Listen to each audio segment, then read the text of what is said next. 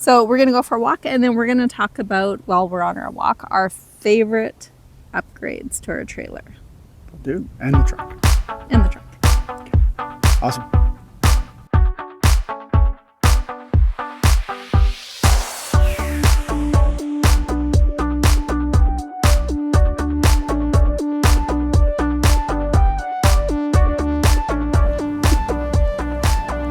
All right, where are we?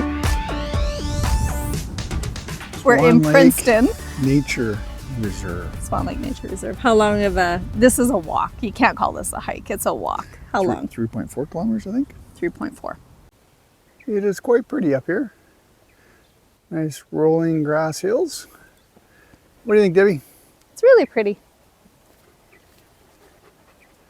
That's, I think, is the fairgrounds right up there, isn't it? It is, yeah. Yeah, it's nice. What do you think, Huxley? Oh, he's already panting, Mr. Couch Potato.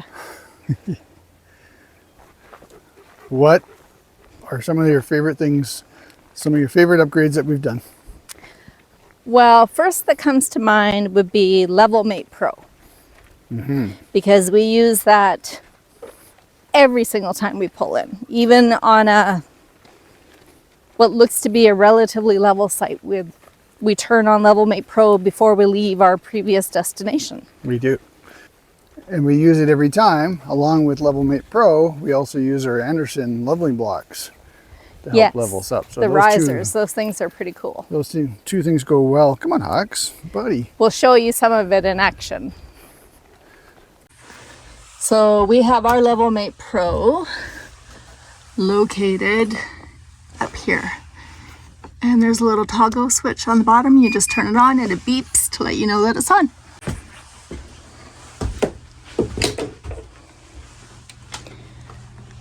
All right, Level Mate Pro is on. I got it. Can I come back a little bit more, Debbie?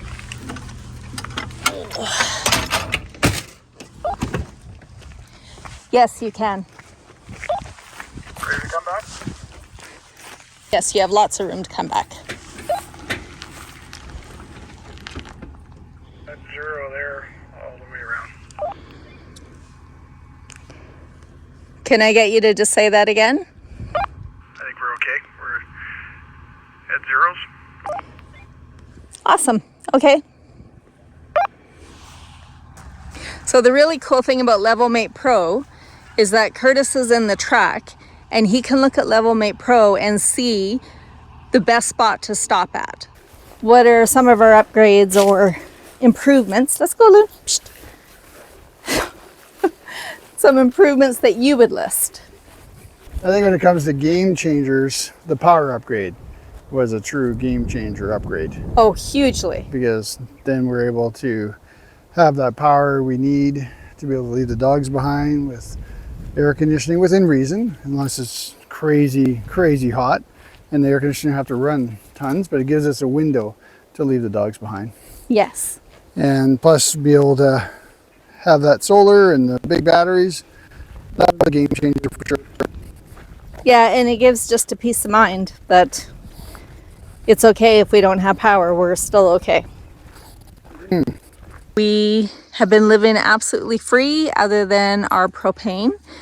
Those wonderful solar panels have just completely fueled our trailer. I've been able to use my induction cooktop, our air conditioning, our air fryer, and then just propane for the furnace when it has to turn on occasionally during rainy days or during the night if it gets a little too cool. But yeah, it's been awesome just boondocking out here with no facilities.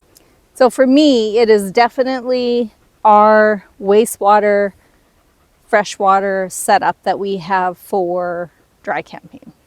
Our 12-volt water pump, our water bladder for potable water, and then our macerator pump to empty out our black and gray tank into our poop tote and to be able to go to a sandy dump without having to take our trailer constantly to the sandy dump.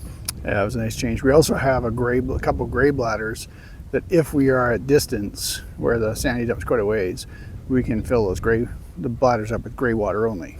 Yeah. And they work really well for that too. And I mean, and it's a huge difference because even where we are right now, there is no sandy dump at this provincial park. it's 20-25 minutes to the sani dump, it's not a big deal. No. You can do it on your way into work. It works well. Yeah, that is an absolute game changer. That probably was the biggest game changer as far as being able to camp for extended periods. Without having to bring your trailer around, and a lot easier packing a tote of water, or our water bladder, or even our poop tote or gray bladder, than pulling the trailer. Absolutely. And although we had full hookups pretty much all winter and got very, very spoiled, we're back to dry camping, and I really do enjoy dry camping. Do you? Yeah, I do. I kind of like the full-time hookups, or full hookups this winter. That was pretty nice. It's pretty easy to get spoiled, and it definitely was nice to just walk out and pull the handle and dump everything and it's done. But yeah, I like when we go dry camping or boondocking the bigger areas. No, that's very true. That's very true.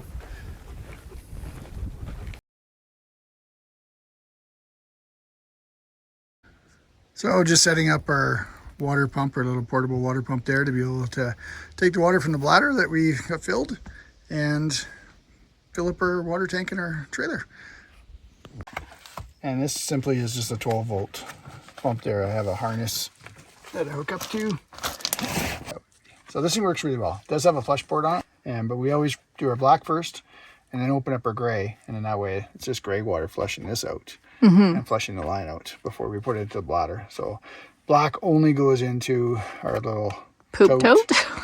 And then the gray, top up the rest of it with gray, and then gray only into that. So we fill up this bladder here for gray, and then we can dump our gray into the sandy dump there.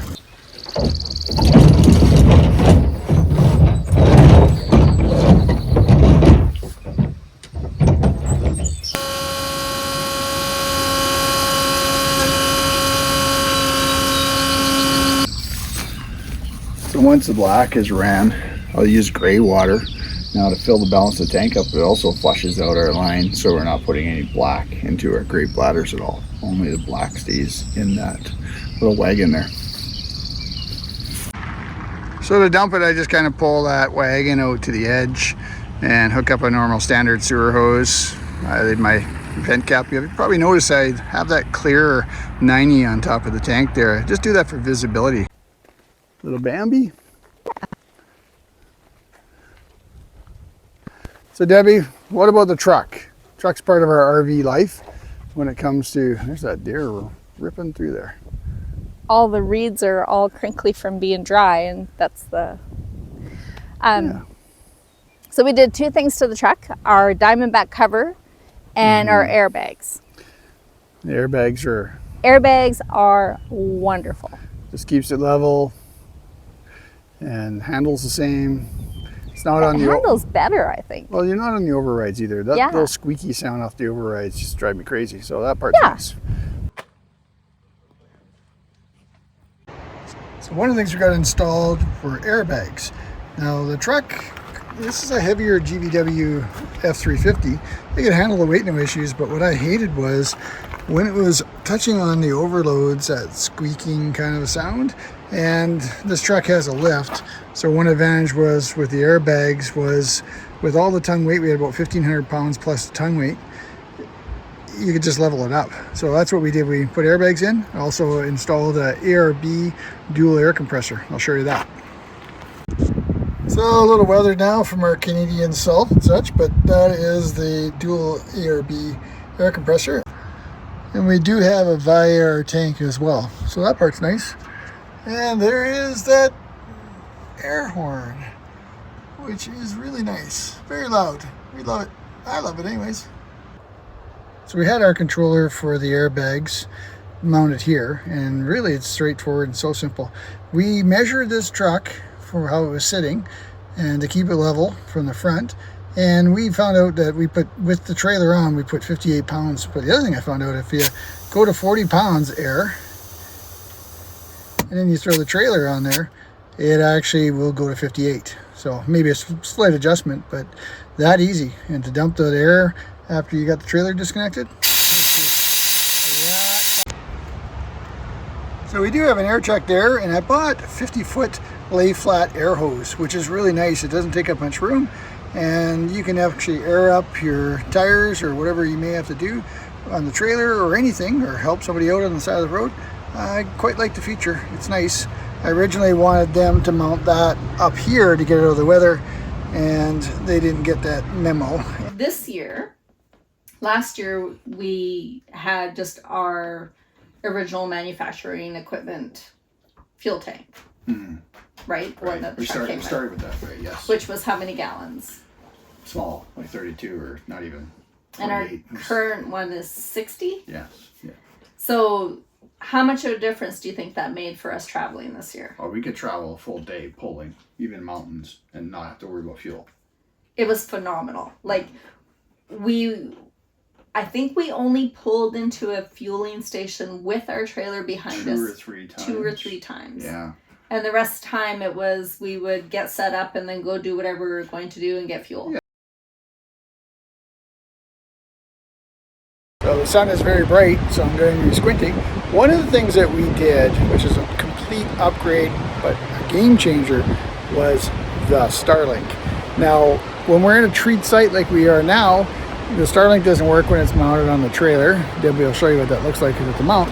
But we have a portable base, and we have a fairly long cord, so we can find open space like we do now, and I'll show you what that looks like. And that is a huge game changer, because right now where we're at, there's no cell service.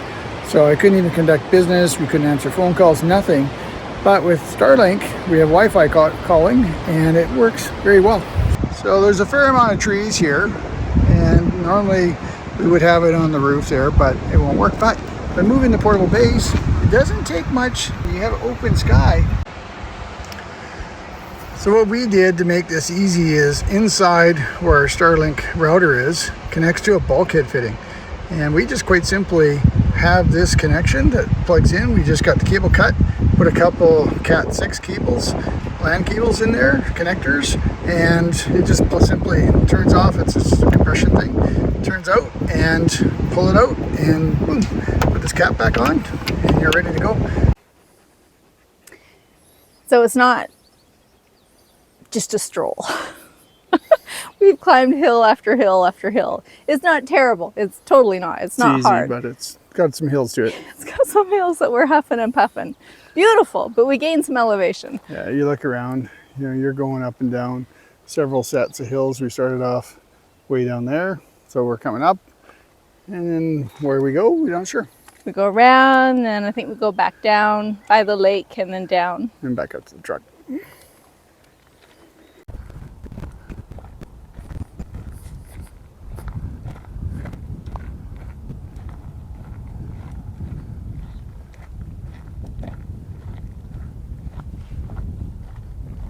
So Huxley, what do you think, buddy? I'm hot. What do you think, Loon? Even you're looking pretty warm there, Luna. So it was 19 degrees, which is warm for the dogs for going for a walk. They're kind of wearing a fur coat. Yeah, they haven't lost all their winter coat yet. Oh. Kind of like we haven't lost our winter weight. Winter weight. Yeah. So what did you think of it? It's beautiful. That was a nice walk. It was. Some grades in there to make your heart beat, but it was nice. I think it's like 100 meters that you do. So not for elevation gate? Elevation, up and down, so that kind of stuff. So it's nothing serious, but it's... Yeah. That blind, the sunrise blind, that would be really pretty in the morning. A lot of birds out there. Yeah. A lot of ducks and that too. It was nice. I saw a lot of deer. Lots of deer. So yeah, it was beautiful nice walk. Yeah. Nice walk. Yeah, definitely worth going. Mm-hmm. Really, with the truck, probably the best upgrade is the air horn. Oh.